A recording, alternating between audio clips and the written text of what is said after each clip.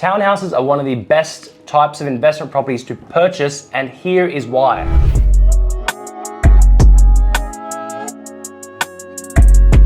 So townhouses, I believe, are one of the best types of properties to purchase for investment. And I want to show you why. In my portfolio of almost 80 properties now, I probably own about 20 to 25 townhouses. Townhouses, for one, I believe are a good happy medium between an expensive house and a little old unit.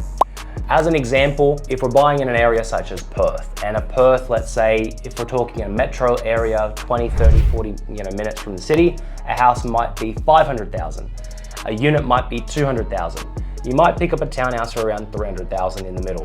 The townhouses, in a sense, some of them don't have any strata at all. If the ones that do have strata, they're usually very low because it's a townhouse and it doesn't have like elevators and pools and all that kind of stuff like that. Townhouses are very similar to houses depending on the complex and things like that, because often you can literally just drive up, park your car out the front, go inside. Whereas sometimes if you buy in a unit block that is 2 or 3 or 4 or 5 stories high, you've got to drive underground or drive, then go, walk up the stairs, go up the elevator, open the door, open another door, then you get to your house. So I believe townhouses or villas are a very good option for a lot of people starting out, because if you can't afford 500, 700, $1 million, I personally would not be waiting a year or 2 years or more to try to buy a house. Get in with what you can afford. My first property, which is a 2-bedroom unit, is literally the best decision I've ever made, just starting with something that I could afford. Townhouses are phenomenal because they usually start minimum 2 bedrooms. 2 bedroom, 3 bedroom, 4 bedroom. It could be a high set, which is, you've got a ground level, then you've got bedrooms upstairs, or it could be a low set townhouse where it's just all one level. They usually have some form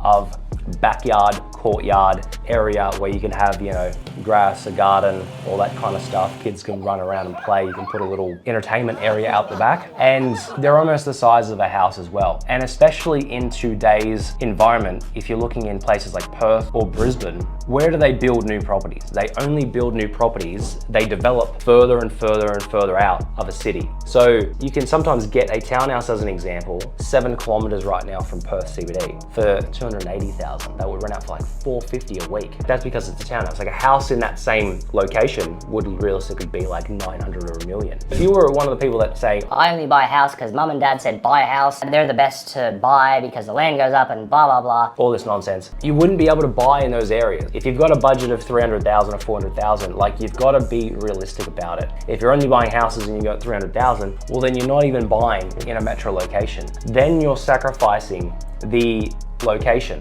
which is what you shouldn't do, and you're probably buying in a regional area where you've got only 10,000 people living there because you want a house.